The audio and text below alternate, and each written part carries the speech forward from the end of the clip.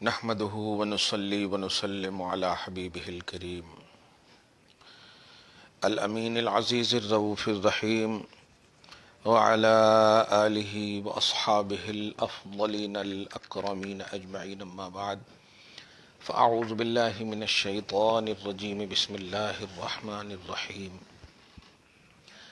أفلم يروا إلى ما بين أيديهم وما خلفهم من السماء والأرض إن نشأ نخسف بهم الأرض أو نسقط عليهم كسفا من السماء إن في ذلك لآية لكل عبد منيب.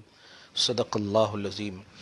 الصلاة والسلام عليك وعلى آلك وأصحابك وأهل بيتك یا رسول اللہ صلی اللہ تعالی علیہ وسلم. سورہ سبا سورہ نمبر 34 کی آیت نمبر 8 تک کا درس ہو چکا ہے. گزشتہ درس میں عنوانی بات یہ تھی کہ حضور پاک صلی اللہ علیہ وسلم خلق میں سب سے افضل ہیں، اعلیٰ ہیں، آپ کا کوئی شریک نہیں. لا شریک لہ، یہ اللہ پاک کی خالق ہونے کے اعتبار سے شان ہے، اور لا شریک لہ حضور پاک صلی اللہ علیہ وسلم کی مخلوق ہونے کے اعتبار سے شان ہے.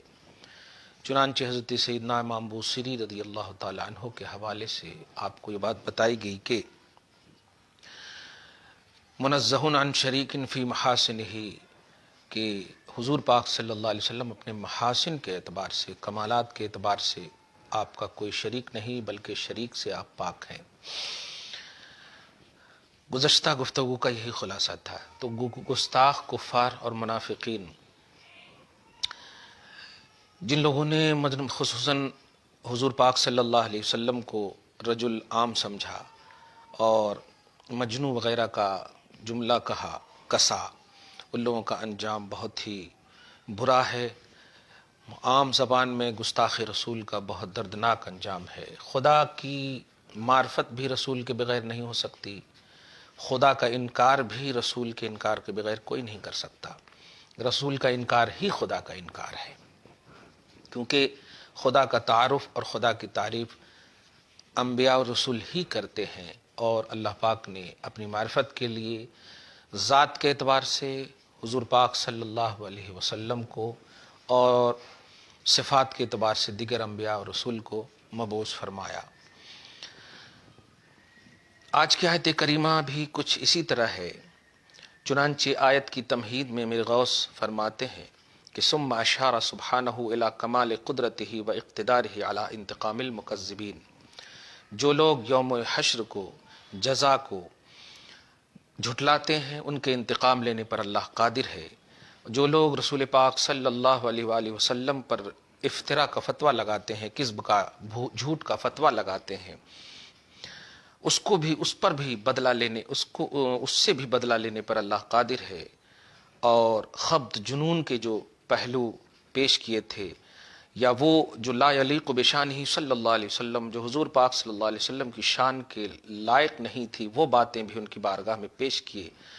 ایسے لوگوں کے لیے اللہ سبحانہ علی سبیل التقریع والتوبیخ ڈانٹتے ہوئے، تنبیہ کرتے ہوئے اور بار بار برانگیختہ کرتے ہوئے، فکر دلاتے ہوئے ارشاد فرماتا ہے کہ یہ اندھے ہیں کیا ان کی بصارتیں گم ہو گئی ہیں؟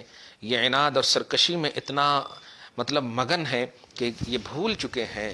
افلم یروا الی ما بین ایدیہم، کیا ان کے آگے انہیں نہیں سوچتا، ان کے پیچھے انہیں نہیں سوچتا، یعنی آسمان اور زمین. نگاہیں اٹھا کر دیکھیں، آسمان ہے، نگاہیں نیچی کریں، زمین ہے. غوث کہتے ہیں المحیط بہم خلفاً و وراءً، وہ آسمان جو ان کو ہر طرح سے گھیرے ہوا ہے، یعنی آسمان سے یہ باہر نہیں ہو سکتے ہیں. پھر کس کو جھٹلا رہے ہیں؟ آسمان کے یہ مالک نہیں ہیں، آسمان سے یہ باہر بھی نہیں ہو سکتے ہیں، تو پھر جھٹلا کر یہ بھاگیں گے کہاں؟ آسمان بھی انہیں گھیرے ہوا ہے، خلفاً و وراءً، آگے پیچھے ہر طرح سے. والارض، اسی طرح زمین، الممہدہ لہم بین ایدیہم، جو ان کے سامنے تیار کی ہوئی ہے، یتمکنون علیہا، جن پر وہ جاگزی ہیں، ویتنعمون بمسخراتہا، اور ان میں جتنی بھی چیزیں یا ان سے نکال کر چیزیں وہ انعام چین و سکون حاصل کرتے ہیں. وبما نزل علیہا من السماء، آسمان سے بارش ہوتی ہے، پانی ہوتا ہے، ذخیرہ کرتے ہیں، پیتے ہیں. ولم تتفکروا وتتاملوا، پھر بھی وہ غور نہیں کرتے. ان احیاء الموتى، کہ مردوں کو زندہ کرنا، اہون من خلق السماوات العلی، بلند آسمان کی پیدائش سے بہت آسان ہے. کیونکہ آسمان اور زمین تو بے مثال ہے، اور مردے کو زندہ کرنا تو مثال ہے. مردے ایک مثال خود ہے.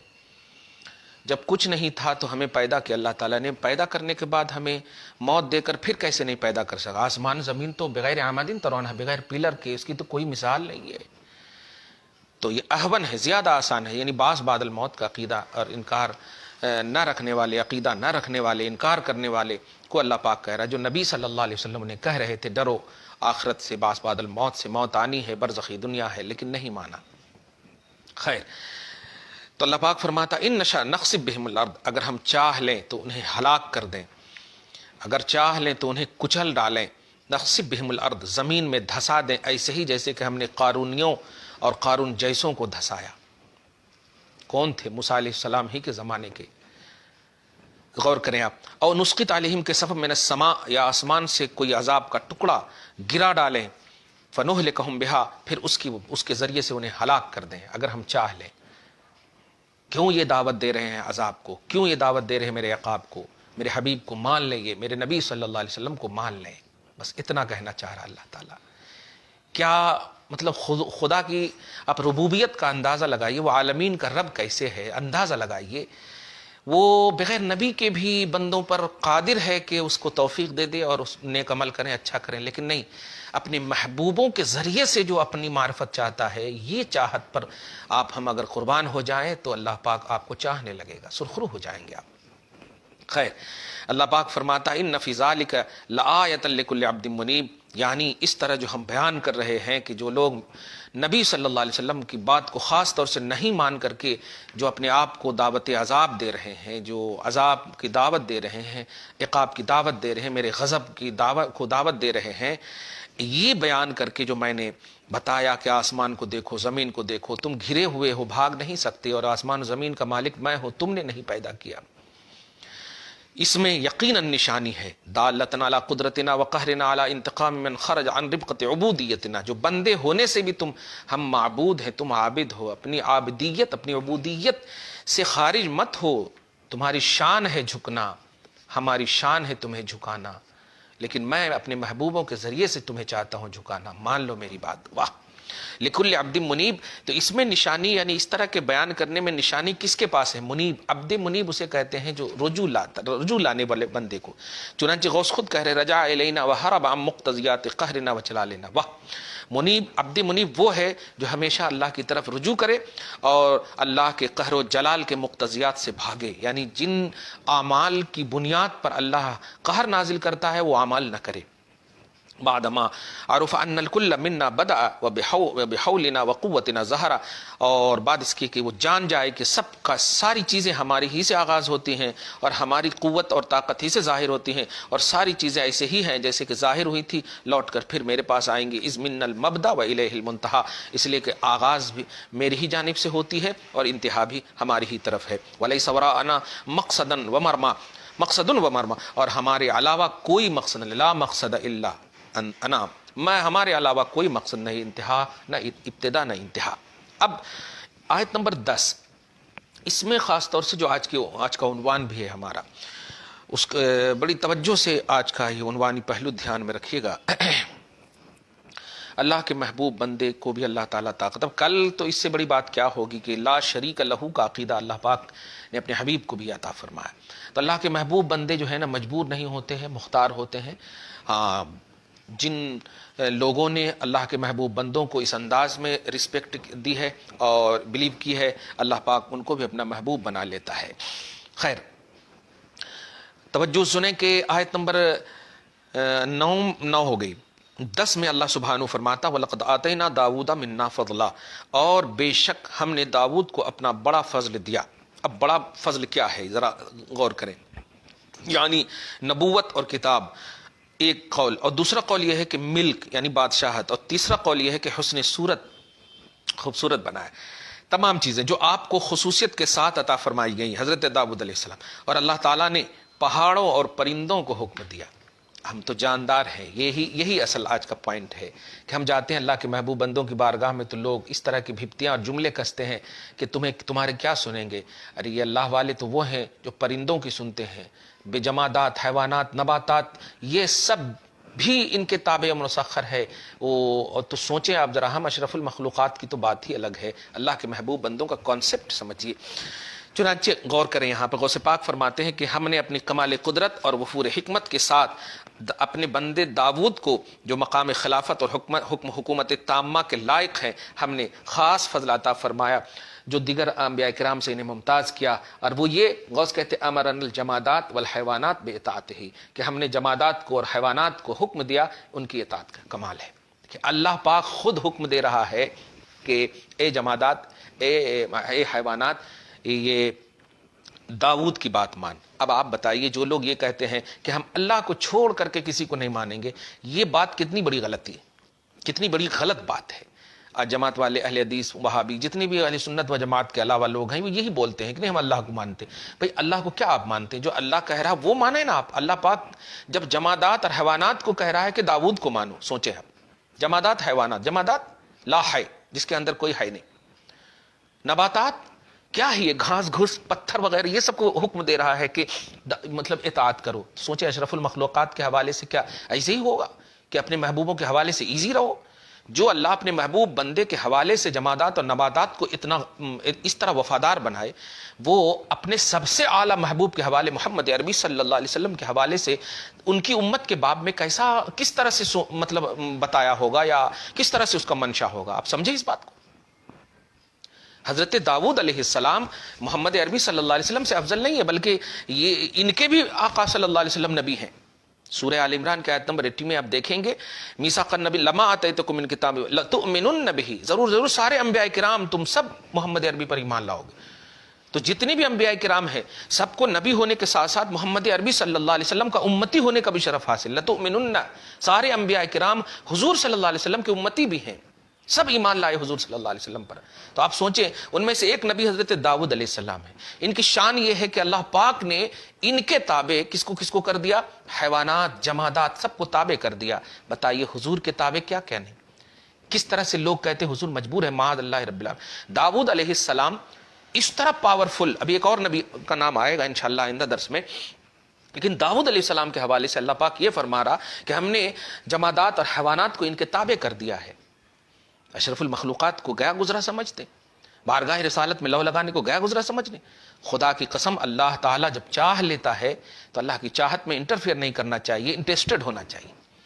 اللہ پاک جو چاہے وہی ہماری چاہت ہو، یہی سب سے امپورٹنٹ چیز ہے. خیر، چنانچہ اللہ پاک فرماتا ہے، جس کی تفسیر غوث کہتے ہیں کہ ہم نے حیوانات اور جمادات کو آواز دیا. بابا کیا آواز دیا؟ دیکھیے، یا جبال اوبی ماہو، اے پہاڑوں اس کے ساتھ اللہ کی طرف رجوع کرو. بتائیے، اے پہاڑوں اس کے ساتھ اللہ کی طرف رجوع کرو. والطیرا، اور اے پرندو تم بھی رجوع کرو. یا اللہ، دیکھیے غوث پاک پر ارجعی، لوٹو، رجوع کرو. معہو، داؤد علیہ السلام کے ساتھ التسبیح، تسبیح کرو.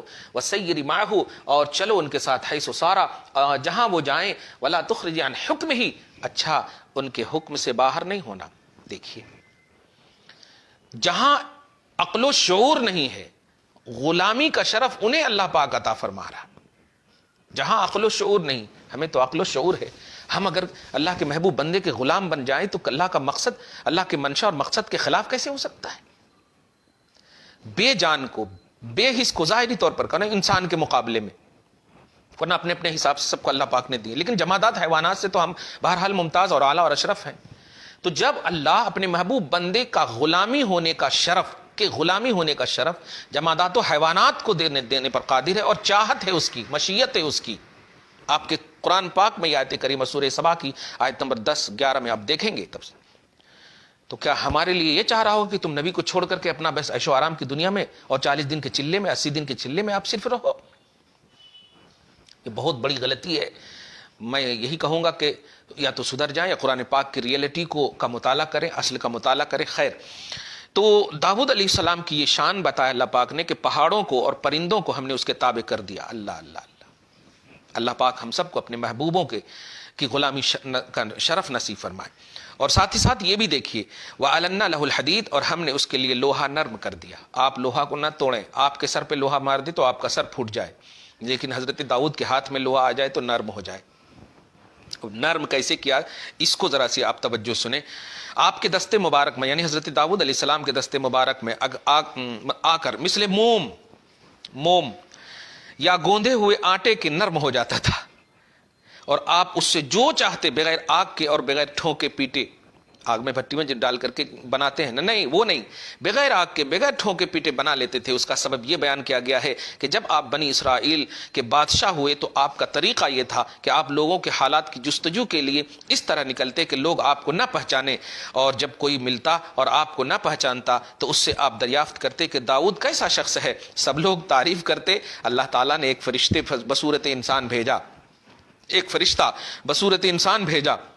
حضرت داؤد علیہ السلام نے اس سے بھی حسب عادت یہی سوال کیا تو فرشتے نے کہا کہ داؤد تو ہیں اچھے، بہت اچھے آدمی ہیں، کاش ان میں ایک خاصیت نہ ہوتی، ایک خصلت نہ ہوتی. اس پر آپ متوجہ ہوئے اور فرمایا بندے خدا کون سی خصلت جو ان کے اندر نہ ہوتی؟ تو فرشتے نے کہا کہ وہ اپنا اور اپنے اہل و عیال کا خرچ بیت المال سے لیتے ہیں. یہ سن کر آپ کے خیال میں آیا کہ اگر آپ بیت المال سے وظیفہ نہ لیتے تو زیادہ بہتر ہوتا. اس لیے آپ علیہ السلام نے بارگاہ الہی میں دعا کی کہ ان کے لیے کوئی ایسا سبب کر دے جس سے آپ اپنے اہل و عیال کا گزارا کریں اور بیت المال یعنی خزانے شاہی سے آپ کو بے نیازی ہو جائے. آپ کی یہ دعا مستجاب ہوئی اور اللہ تعالیٰ نے آپ کے لیے لوہے کو نرم کیا اور آپ کو صنعت زرہ سازی کا علم دیا. زرہ بنا، سب سے پہلے زرہ بنانے والے آپ ہی ہیں. آپ روزانہ ایک زرہ بناتے تھے، وہ 4000 کو بکتی تھی. اس میں سے اپنے اور اپنے اہل و عیال کے لیے خرچ کا سامان مہیا فرماتے اور فقراء و مساکین پر بھی صدقہ کرتے. اسی طرح اس کا بیان اس آیت کریمہ میں آپ دیکھیں. فرماتا ہے اللہ ان اعمل سابغات وقدر فی السرد، داؤد وسیع زرہ بنا اور بنانے میں اندازے کا لحاظ رکھ، یعنی اس کے حلقے یکساں اور متوسط ہوں، بہت تنگ اور فراخ نہ ہو. اور سے پاک کہتے ہیں النسج بقدر الحاجہ لا يمكن مرور السهام عنها. اچھا بالکل صحیح، متوسط، تنگ نہ ہو نہ فراخ ہو. اور اب خطاب دوسرے سے اللہ پاک وَعْمَلُوا صَالِحًا، اور تم سب نیکی کرو، بے شک تمہارے کام میں دیکھ رہا ہوں. یہ حضرت داؤد علیہ السلام کے حوالے سے یہ پوری آیت نمبر 9 اور 10 اور 11 کل 3 آیت کا آج درس. اس میں سے میں جو عنوانی بات کہنے جا رہا ہوں وہ یہی ہے کہ اللہ تعالیٰ اپنے محبوب بندوں کو کبھی بھی کسی بھی طرح سے امت میں خصوصاً حضرت آدم سے لے کر حضرت عیسیٰ علیہ السلام تک کی بات کر رہا ہوں، کسی بھی نبی کو کبھی رسوا کرنا ہرگز ہرگز ہرگز منشاء الہی نہیں ہے، بلکہ ہمیشہ اس کی شان چاہا ہے. چاہے وہ خاص قوم کے لیے، خاص معاشرے کے لیے، خاص ملک کے لیے نبی کیوں نہ بھیجا ہو. تو سوچیں جب دیگر انبیاء کرام کے حوالے سے اللہ پاک کا منشا اور اللہ پاک کی شان اور اللہ پاک کا مدمح نظر اور نظریہ ایسا ہے، تو حضور رحمت عالم صلی اللہ علیہ وسلم کے حوالے سے اللہ سبحانہ کتنا مطلب یہ کہ کس طرح سے سوچا، اور بلکہ سوچا کیا کہ کیسا ہوگا. کیا اللہ تعالیٰ اپنے محبوب اعظم محمد عربی صلی اللہ علیہ وسلم کو بالکل مجبور اور لاچار جیسے کہ بولتے ہیں. کہا گیا، اسماعیل دہلوی وغیرہ نے کہا کہ محمد یا علی جس کا نام ہو کسی چیز کا مختار نہیں، محمد یا علی جس کا نام ہو کسی چیز کا مختار نہیں. اچھا داؤد علیہ السلام پہاڑوں کے بھی مختار، پرندوں کے بھی مختار. وہ پہاڑ کا ایک پتھر ہمارے سر پہ کوئی مار دے تو ہم مر جائیں، لیکن حضرت داؤد علیہ السلام پورے پہاڑ کے مختار نظر آ رہے ہیں. اور محمد عربی صلی اللہ علیہ وسلم داؤد کے بھی نبی ہیں، ان کے بارے میں کہا جا رہا محمد یا علی جس کا نام ہو کسی چیز کا مختار نہیں. یہ عقیدہ غلط ہے. اس لیے آج کی اس گفتگو میں یہی کہنے جا رہا ہوں کہ اللہ کے محبوب بندے خصوصاً انبیاء اور رسل، ان کے حوالے سے آپ ہمیشہ یہ عقیدہ رکھیں کہ یہ اعلیٰ ہیں، انسب ہیں، افضل ہیں، اولا ہیں، بہتر ہیں، یہ سب حوالے سے. اور ان تمام میں سب سے اعلیٰ و اولا ہمارا نبی، سب سے بالا و والا ہمارا نبی، سارے اچھوں میں اچھا سمجھیے جسے ہے اس اچھے سے اچھا ہمارا نبی. सब चमक वाले उजलों में चमका किए, अंधे शीशे में चमका हमारा नबी मोहम्मद अरबी सल्लल्लाहु अलैहि वसल्लम की आप उम्मत हैं, तो आपकी रिस्पॉन्सिबिलिटी हुजूर पाक सल्लल्लाहु अलैहि वसल्लम की ताज़ीम और एहतराम के बाब में, पॉजिटिविटी के बाब में बहुत ज़्यादा हो जाती है कि जब आम नबी के हवाले से ऐसा फरमाया गया कुरान पाक में, आपके कॉन्स्टिट्यूशन में, आपके लॉ में, आपके इस्लामिक लॉ में, आपको कुरान मानना है, आपको हदीस मानना है, आपको शरीयत मानना है, ये 40 दिन 20 दिन 10 दिन चिल्ले वगैरह जाने वाले जो सिर्फ अल्लाह के महबूब बंदों से दूर करने की बात करते हैं, याद रखिएगा खुदा तक हरगिज नहीं पहुंच सकते, मिल नहीं सकता खुदा, उनका वसीला छोड़कर गैर मुमकिन है कि चढ़िए छत पे जीना छोड़कर। खुदा वहदहु ला शरीक ने फरमाया या अय्युहल्लज़ीना आमनुत्तकुल्लाह व कुनू मास सादिकीन, ए ईमान वालो डरना तो तुमको मुझसे ही है लेकिन रहना सच्चों के साथ है। इसी तरह अल्लाह सुब्हानहू ने फरमाया या अय्युहल्लज़ीना आमनुत्तकुल्लाह वब्तगू इलैहिल वसीला, ए ईमान वालो डरो अल्लाह से और अल्लाह तक पहुँचने के लिए वसीला ढूंढो। या अय्युहल्लज़ीना आमनुत्तकुल्लाह व कुनू मास सादिकीन, सच्चों की सोहबत इख्तियार करो। अल्लाह पाक ऐसे ही कह रहा है, सच्चों की सोहबत इख्तियार करो। ए उम्मत मोहम्मदिया, तुम्हारा एजाज़ है या तुम्हारे ऊपर रब का एजाज़ है, रब का करम है, रब का इनाम और इकराम है कि तुमको सैयदुल अंबिया अता फरमाया। सैयदुल अंबिया के औलिया तमाम अंबिया किराम के औलिया से अफजल हैं। क्यों? इसलिए कि आपके नबी तमाम अंबिया किराम से अफजल हैं, तो आपके नबी की उम्मत के औलिया भी तमाम नबियों की उम्मत के औलिया से अफजल हैं। आप ज़रा एक अंदाज़ा लगाइए, बिल्किस के तख्त के हवाले से आपने आसिफ बिन बरखिया का सुना होगा, पलक झपकते ही उन्होंने कहाँ से कहाँ बड़ा सा तख्त ला करके दे दिया। पारा नंबर 19 में सूरह नमल में इसका जिक्र है। तो सोचें वो सुलेमान के दौर के हैं या सुलेमान के वली हैं, सुलेमान के उम्मत के वली हैं, उनकी शान ये है।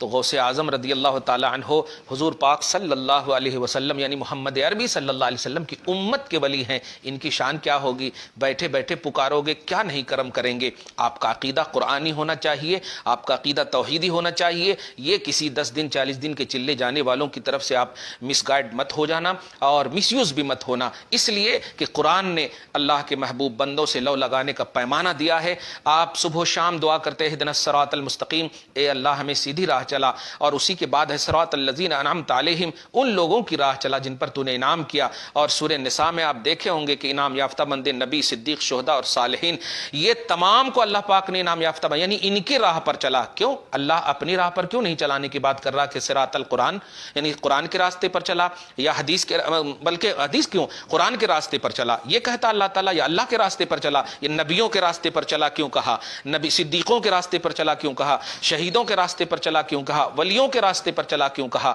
इसका साफ मतलब ये हुआ कि अल्लाह खुद चाहता है कि मुझ तक पहुंचने के लिए ये तमाम महबूबान जो मेरे हैं, इन सब का वसीला ज़रूरी है, इन सब का रिस्पेक्ट ज़रूरी है, इन सब के बगैर मुझ तक पहुंचने की कोशिश न करना। चुनांचे सूरह शूरा में क्लियर एक दर्स दिया गया है, मा कान लिबशरिन अन युकल्लिमहुल्लाहु इल्ला वहयन औ मिन वराए हिजाब, मैंने किसी आम बशर को यह हक ही नहीं दिया कि वो मुझसे बात करने की कोशिश करे। ये अल्लाह पाक फरमा रहा, मुझसे डायरेक्ट बात करने की कोशिश हरगिज ना करे। मुझसे बात वही करेंगे ज़ाती तौर पर मोहम्मद अरबी सल्लल्लाहु अलैहि वसल्लम करेंगे, और मेरी सिफात के एतबार से दीगर अंबिया किराम करेंगे। यानी ये शरफ अंबिया को और अंबिया के सदक़े में औलिया को।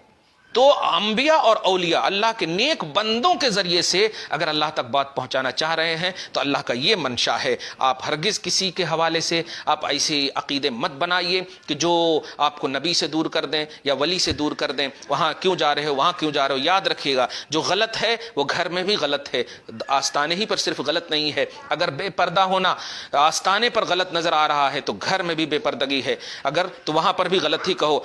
जिनाकारी, हरामकारी, बुराइयां जहां भी हो रही है, हर जगह बुराइयां बिल्कुल गलत है तो गलत है।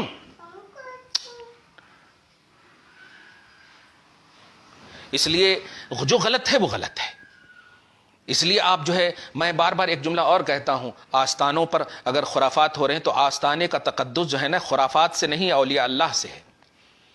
अजमेर शरीफ में अगर उल्टे पुल्टे मुजाविर या उल्टे पुल्टे लोग पैदा हो जाए या मानने वाले या उल्टे पुल्टे लोग वहाँ ज़रिए तजारत माश बना ले तो हम उनकी वजह से अजमेर का तकद्दुस नहीं मानते।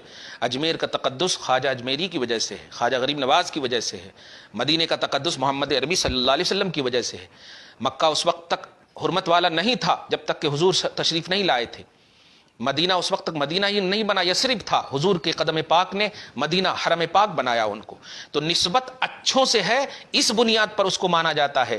بریلی کو امام محمد رضا سے نسبت حاصل اس لیے اس کی عظمت ہے، کچھوچا کو مخدوم سمنا سے نسبت حاصل اس لیے اس کو عظمت ہے۔ اب اگر ان مقدسات میں، ان اچھے آستانے پر کوئی الٹے پلٹے آج کی تاریخ میں اگر جنم بھی لے لے تو عظمت پر اثر اس لیے نہیں پڑے گا کہ اس کی عظمت یعنی آستانے کی عظمت جو ہے صاحب آستانہ سے ہے، صاحب آستانہ سے ہے۔ یوسفین بابا کی عظمت یوسفین بابا سے ہے، ان کے آزو بازو میں کوئی بے نمازی، کوئی بے وضو، کوئی الٹا پلٹا دھاگے بھندیا یہ سب باندھنے اندنے والے اگر رہیں تو اس کے یہ اہل سنت و جماعت اس سے برات کا اعلان کرتے۔ اس لیے خلاصہ یہ کہ اللہ تعالیٰ کا منشا یہ ہے کہ اللہ تعالیٰ تک پہنچنے کے لیے اللہ کے محبوب بندوں کا وسیلہ ہو، اللہ کے محبوب بندوں کو مجبور نہیں، اللہ کے محبوب بندوں کو مختار سمجھا جائے۔ جب جمادات، حیوانات، نباتات سب جو بے عقل ہیں، بے شعور ہیں، بے حس ہیں، ان کے مطلب انسانی اشرف المخلوقات کے حساب سے ان کو اللہ پاک غلامی کا شرف عطا کر سکتا ہے، تو ہم اشرف المخلوقات کے حوالے سے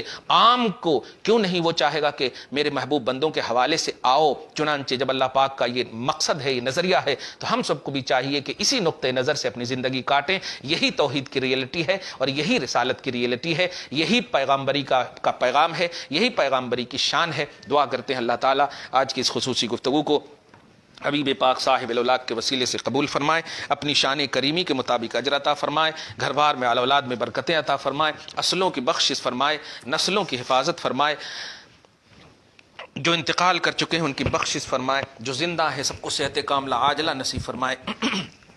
یا اللہ آج کی اس خصوصی گفتگو کو اپنے تمام محبوبوں اور تمام انبیاء و اولیاء کے صدق و طفیل میں قبول فرما، اور جو تیرا مقصد ہے مولا اس مقصد پر ہم سب کو معرفت عطا فرما، اور اس معرفت کی بنیاد پر ہم سب کو جینا نصیب فرما۔ جب تک زندہ رکھ مولا، اچھی طرح زندہ رکھ مولا، کسی کا محتاج نہ بنا، نہ معاش میں، نہ معیشت میں، نہ چلنے میں، نہ اٹھنے میں، نہ بیٹھنے میں، اپنے ہر طرح سے مولا اگر نیاز مند کرنا ہے تو اے بے نیاز اپنی بارگاہ اپنی بارگاہ کا محتاج بنانا پروردگار عالم۔